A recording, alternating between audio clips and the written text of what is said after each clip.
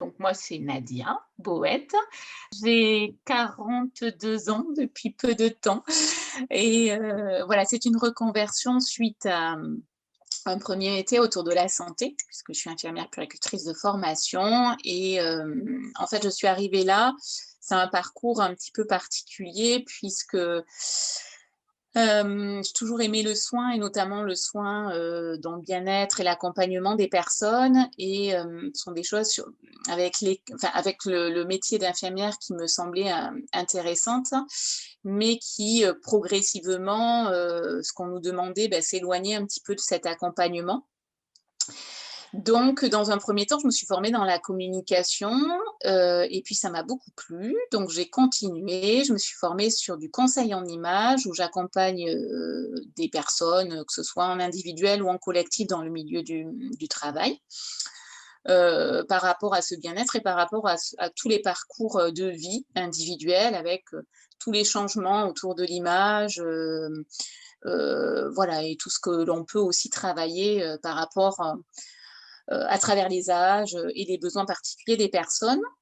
Et moi, j'aime beaucoup tout ce qui est un petit peu technique et j'adore tout ce qui est bien-être passé par le pinceau, tout simplement parce que ça me permet aussi de m'évader, ça permet aussi de redorer un petit peu l'image des femmes, voilà, sans être dans de l'excessif, mais souvent en apportant les bonnes corrections, ça permet aussi aux femmes de se voir autrement et forcément ça rentre dans ce processus, de bien-être. Voilà. Donc voilà pourquoi je me suis aussi formée au fur et à mesure à ce métier de make-up artist qui maintenant, voilà, fonctionne plutôt bien, et c'est pour ça que ce projet se développe de plus en plus. Voilà, donc c'est plutôt, tu vois, quelque chose d'assez, complet. Voilà. Alors moi, essentiellement, je suis make-up artiste beauté. Donc forcément, il y a, toute la partie FX, tu sais, cinéma, effets spéciaux, et cetera, pour lesquels je ne suis pas formée. Mais ça, c'est une partie d'un domaine des make-up artistes. Moi, je suis vraiment centrée sur, une formation, de make-up artiste, en académie sur de la beauté. Donc ça va de la simple mise en beauté de tous les jours avec quelque chose d'assez flash, voilà. Mais ça va aussi sur l'accompagnement de shooting particuliers, ça va être, donc pour les modèles, hein, mais ça peut être aussi tout ce qui est, maquillage pour, portrait, pour, séance famille, pour, naissance, ça va être un petit peu tout ça. Donc là, globalement, ça englobe un peu monsieur et madame tout le monde, hein. Voilà. Et puis après, tu vas avoir des shootings, enfin des accompagnements et des maquillages un petit peu plus d'événements. Donc, comme je te l'ai dit, un peu plus shooting, donc très mode. Ça peut être aussi pour des couvertures de magazines, de mode. Ça peut être aussi pour de la télé. Ça peut être aussi pour des shootings, tu sais, de préparation de collections, de nouvelles collections pour des magasins de prêt-à-porter ou de bijoux ou d'accessoires ou de make-up, hein, ça peut être tout à fait ça. Et puis, tu as l'événementiel qui est plus centré sur tout ce qui est mariage. Voilà, donc là, on est sur du mariage occidental, sur du mariage méditerranéen également, hein, on peut faire un petit peu de tout, avec différents maquillages, bien sûr. Voilà, voilà, tout ce qui est beauté, en fait, tu vois, on a vraiment tout ce panel de maquillage. Voilà. Donc moi, l'essentiel de mon activité, je dirais, ça va être surtout autour de Bordeaux. Ça va être beaucoup autour des mariés, des événements, mais également de l'accompagnement des différents photographes pour tout ce qui est mise en beauté pour des prestations photos, parce que ça fait quand même toute la différence. Voilà. Derrière, enfin, avec, après ça tu le sais très bien, hein, avec le jeu des lumières, etc. Ça permet quand même aux photographes de faire beaucoup moins de retouches. Ça permet aux gens aussi de se voir aussi beaucoup plus photogénique, hein, forcément. On lisse le teint, même si on peut faire un maquillage, ce que l'on appelle sans trop de maquillage, c'est-à-dire qu'on a l'impression de ne pas être maquillé, mais on a quand même un lissage de teint, une correction, voilà, ces choses-là. Et puis après, on peut avoir des maquillages beaucoup plus mode, où là, forcément, on va être sur quelque chose qui va s'apparenter plus au shooting plutôt mode des magazines. Voilà, ça dépend aussi des gens et des demandes. On parle beaucoup du thème et du pourquoi, en fait, on fait appel aux maquilleurs. Et ça, c'est hyper important, c'est-à-dire, est-ce que quelqu'un se maquille? Alors, si c'est, par exemple, pour une prestation individuelle, comme beaucoup avec les photographes, on va partir de la personne, un petit peu son histoire, est-ce qu'elle a l'habitude de se maquiller, pas se maquiller, est-ce que le shooting se fait en intérieur, en extérieur, le jeu de lumière, tu vois, est-ce que c'est blanc, est-ce que c'est plutôt jaune, quand est-ce qu'on le fait, et on va adapter et proposer quelque chose pour que la personne, elle se reconnaisse, parce que le but, c'est qu'elle se reconnaisse. Si c'est un shooting plutôt mode, un shooting avec un thème particulier, là, on va répondre plutôt au thème et au directeur artistique s'il y en a. Et là, entre guillemets, c'est pas qu'on se fiche un petit peu du modèle, mais ce que je veux dire, c'est qu'il y a un thème quand même derrière. Et donc, on va l'adapter à la morphologie du modèle, mais c'est pour répondre quand même à une direction artistique. Tout simplement parce que souvent les make-up artistes, déjà le maquillage, il dure déjà 1 heure. On passe souvent 1 heure. Il y a quand même une grosse étude de la morphologie du visage, mais également morpho-corps. Et donc on adapte le maquillage. Donc ça prend du temps. Toutes les corrections, ça prend du temps. Ça demande beaucoup de travail pour travailler de façon fine et puis adaptée. Donc, dans un institut, il faut compter environ 20 minutes à une demi-heure sur un maquillage classique, hein. C'est comme ça, parce que tout simplement, après, c'est du temps, et puis ce n'est pas leur activité principale. Chez une make-up artiste, déjà, elle se déplace sur le lieu de préparation. Donc, pour les mariés, c'est quand même super. Elle peut prendre en charge aussi les autres personnes qui participent à la fête. Donc, voilà, ça permet de créer quand même une ambiance assez particulière. Il y a tout un accompagnement en amont du maquillage qui fait qu'on sait très bien le jour J que ça va et qu'on a travaillé avec la mariée sur ce qu'elle veut et sur ce qui lui va. Et puis, on passe du temps parce que le maquillage marié occidental, c'est minimum 1 heure. Et celui, tu vois, méditerranéen, on est plutôt sur 1 heure et demie de travail. Donc, c'est quand même, voilà, ce ne sont pas des produits que l'on met par couche, mais c'est tout en finesse. Donc, forcément, ça demande du temps. Voilà le bénéfice un petit peu, tu vois, d'une make-up artiste, notamment pour les mariés et puis pour les shootings aussi, quand même.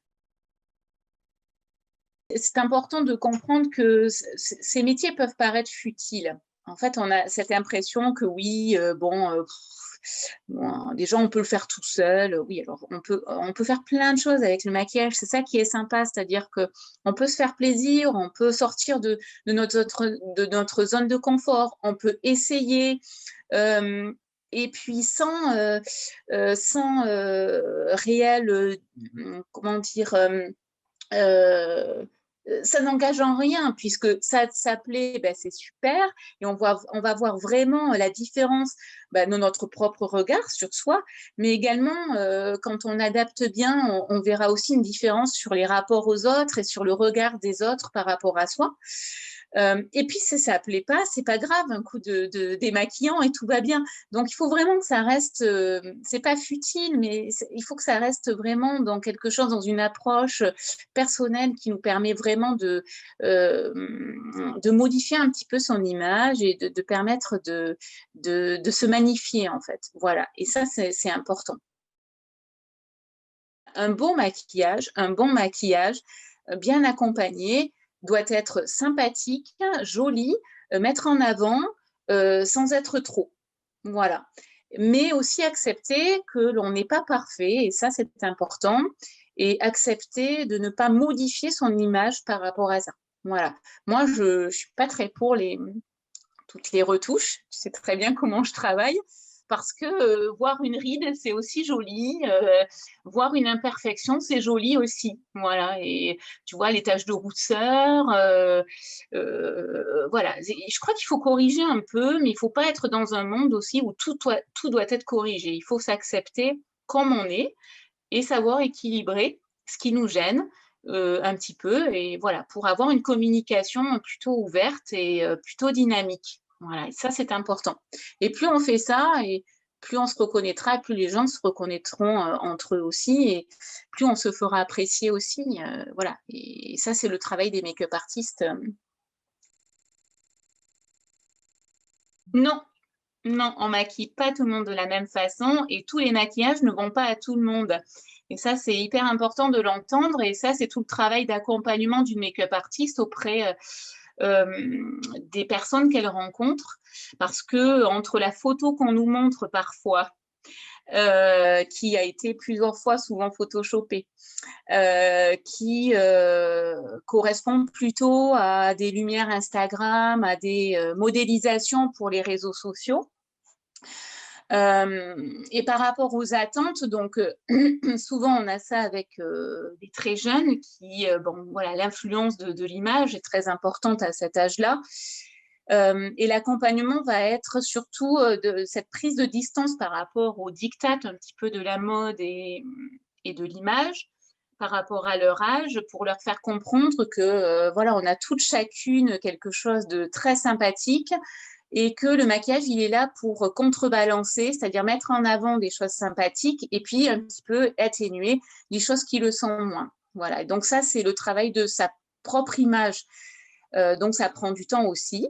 Donc, on ne travaille pas un maquillage sur une peau à 20 ans, 30 ans, 40 ans. On ne travaille pas les mêmes couleurs, on ne travaille pas les mêmes textures, on ne travaille pas de la même façon, c'est-à-dire pas avec les mêmes pinceaux non plus. Donc ça, il faut le savoir, voilà. Et puis, il faut accompagner les gens pour qu'ils puissent aussi le comprendre et l'intégrer. Voilà.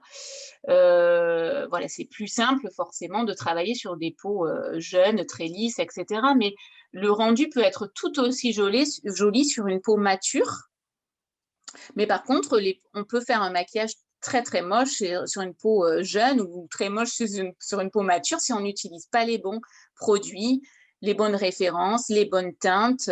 Voilà, donc tout est travaillé en fait. Ouais.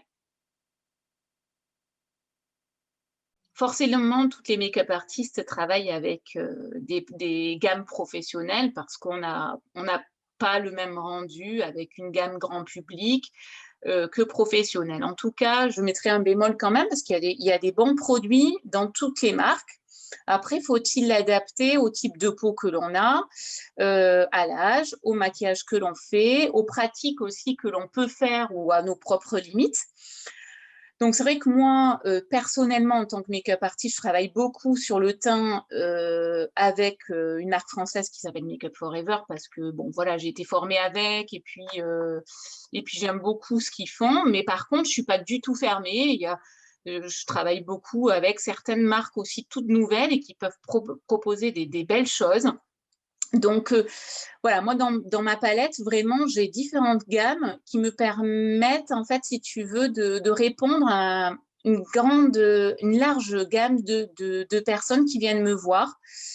Après, on fait aussi tout ce qui est auto-maquillage. Moi, je fais du coaching en make-up également. Voilà, pour des gens, mais également pour des modèles. Voilà, je l'ai fait pas mal pour les Miss là cette année, et ça a bien fonctionné. On a vu qu'avec le confinement aussi, bah, ça nous a permis de travailler autrement. Et là, quand je fais ça, là, c'est plus une dynamique, un objectif de coaching. Donc là, c'est vraiment travailler avec la personne sur son propre budget, qu'est-ce qu'elle peut mettre, et aller chercher tous les produits qui peuvent correspondre à ses propres pratiques. Voilà. Donc, en fait, il ne faut vraiment pas avoir de fermeture. On a cette chance-là. Le monde de la beauté s'est beaucoup développé en 10 ans.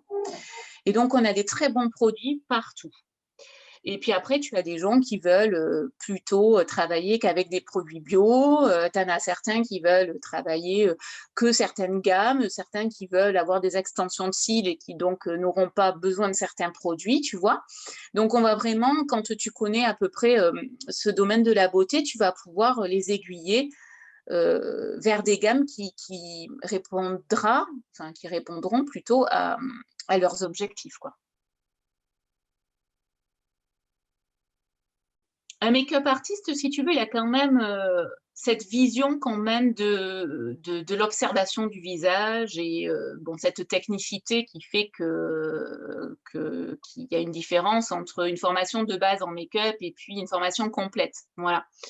Après, dans ce métier, tu retrouveras aussi des autodidactes hein, qui ont appris sur leurs différentes expériences, etc.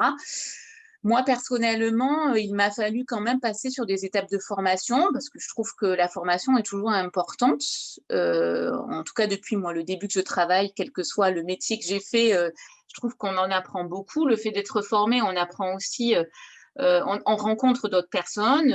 Moi, je me suis formée avec 3-4 make-up artistes différentes. Et les 4 m'ont appris des choses complètement différentes, tout simplement parce qu'elles ne travaillent pas de la même manière.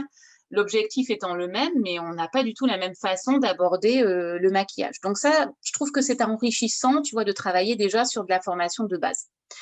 Et puis, donc ça, c'est vraiment le make-up artiste voilà, qui a travaillé, qui s'est formé, qui a expérimenté.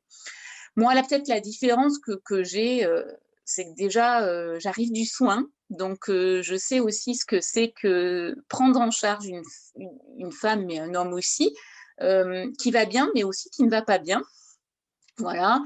J'ai beaucoup accompagné aussi des personnes qui ont eu un passé avec cette maladie, notamment tout ce qui est post-cancer.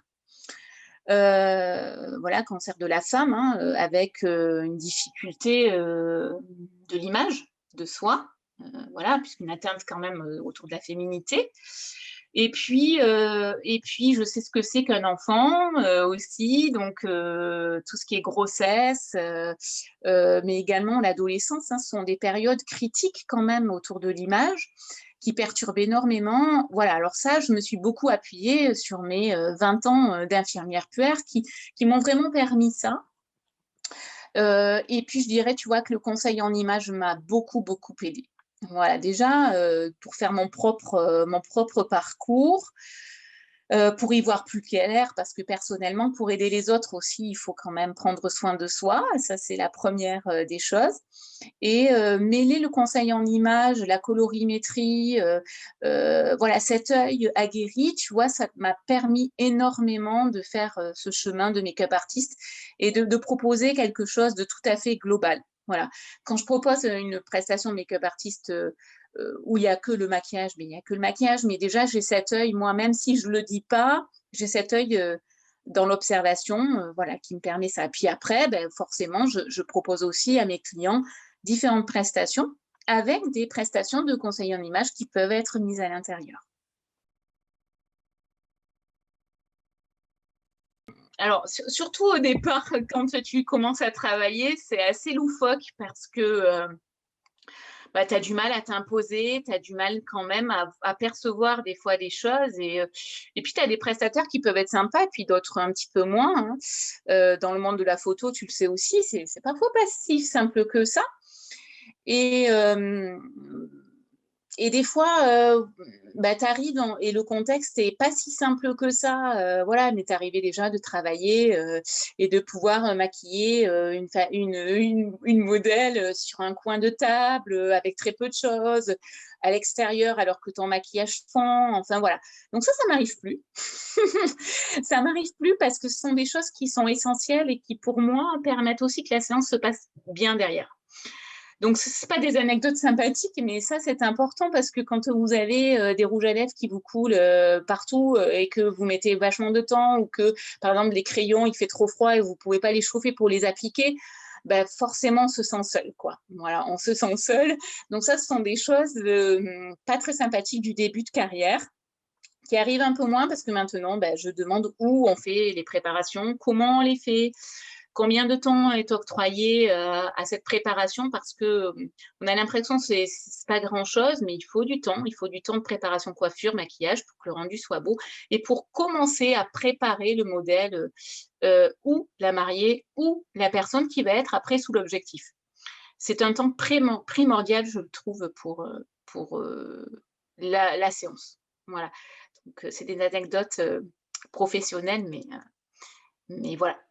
Moi, je travaillais beaucoup sur la Nouvelle-Aquitaine, forcément. Donc, il y a très certainement un projet de déménagement, mais voilà, je travaillerai toujours avec les équipes que je connais parce que c'est un monde dans lequel on est obligé de travailler avec des partenaires, on est obligé de se faire confiance aussi. C'est un milieu qui n'est pas facile. Voilà, le milieu de la beauté, parfois, c'est pas simple. Beaucoup de non-dits, etc. Mais quand on a trouvé une équipe avec laquelle on bosse bien, et c'est le cas parce que voilà, depuis quelques années maintenant, j'ai des gens de confiance qui m'accompagnent et sur lesquels je peux m'appuyer, bien évidemment, ça va continuer, c'est pas un problème. Mais là, en fait, mon projet, ça va être vraiment de monter quelque chose, un lieu, un atelier dans lequel je pourrais recevoir des personnes pour pouvoir faire leurs essais, pouvoir préparer aussi pour des shootings, pouvoir accompagner sur du conseil en image, pouvoir accompagner sur les différents coachings make-up et beauté, pouvoir proposer des choses complémentaires, que ce soit en termes de beauté, de soins du visage, mais également de détente du corps, et qui me permettront d'accompagner au mieux mes modèles, mais également mes mariés et toutes les personnes qui auront la possibilité et qui aiment aussi se retrouver dans un lieu où tout est fait pour valoriser ce bien-être et cette détente. Voilà, donc il y aura un côté plutôt atelier-institut et un côté que je conserverai aussi dans les déplacements, parce que c'est important d'aller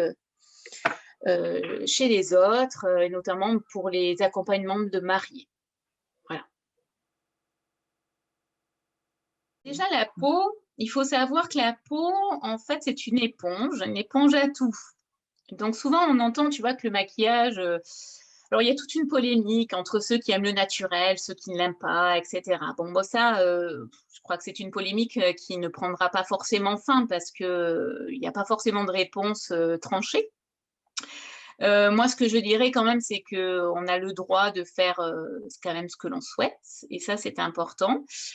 Pas forcément pour faire plaisir aux autres. Voilà, je dirais qu'il faut vraiment s'écouter et faire son propre parcours, tu vois, personnel.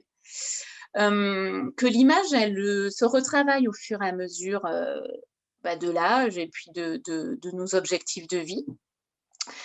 Mais que la peau, c'est important parce qu'on va la voir se transformer, voilà, et que c'est un patrimoine que l'on a et qu'il faut quand même chouchouter parce que c'est quelque chose qu'on a depuis la naissance, mais qui va nous poursuivre et ça, on peut pas le modifier. Donc, les soins, pour moi, sont hyper importants.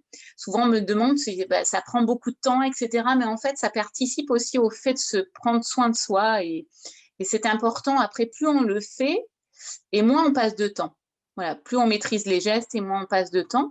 Et puis, ça fait du bien de s'accorder un petit peu de temps, même si on est maman, même si on est... Enfin, voilà. Il ne faut pas oublier qu'on est mère, voilà, mais on est surtout femme, et ça, c'est important. Voilà. Et quand on est homme, c'est important aussi. Donc, forcément, tous les soins de peau, l'hydratation, de toute façon, un maquillage sera très moche si on ne prend pas soin de sa peau avant. Voilà, ça, c'est le prérequis hyper important. Et puis, je dirais aussi qu'il y a deux choses qui sont importantes. Deux autres choses, ça va être l'alimentation et le sommeil. Voilà, alors le stress fait beaucoup et notamment dans ces périodes, tu vois, après le confinement où on a passé une année très dense, très difficile, ça a mis beaucoup de projets, pas en suspens, mais en tout cas en interrogation. Ces périodes-là sont importantes et sont source de stress et c'est important, voilà, de prendre soin de soi. même un petit peu, voilà. De bien manger et alors ça, je vais peut-être, c'est redondant, mais c'est, voilà, trop de sucre, trop de gras, ben on sait très bien qu'une semaine après, la peau, elle revient dessus, quoi. On sait enfin voilà, on le sait. Mais aussi le manque, c'est-à-dire que quand, on le voit beaucoup, hein, sur les peaux, quand on met, en difficulté son corps, on le voit. Voilà, donc tout tu vois, tout ce qui est, troubles alimentaires, on sait que parfois la peau, n'est pas forcément hyper belle. Voilà, donc l'hygiène de base, ça ne veut pas dire que si on fait un écart, on va le payer, c'est pas ça du tout, parce que la vie, il faut elle est faite de plaisir aussi. Mais vraiment l'hygiène de base est importante. Voilà, ça c'est primordial. Et puis se dire aussi que, voilà, prendre soin de soi, c'est pas, se maquiller, légèrement, bien se maquiller, savoir se maquiller. Souvent, on remarquera pas forcément que vous êtes maquillée. Voilà, quand je dis maquillage, c'est pas forcément, apposer 36 000 tonnes, de produits. C'est pas du tout ça. Voilà. C'est savoir utiliser les bons produits pour que ce soit naturel.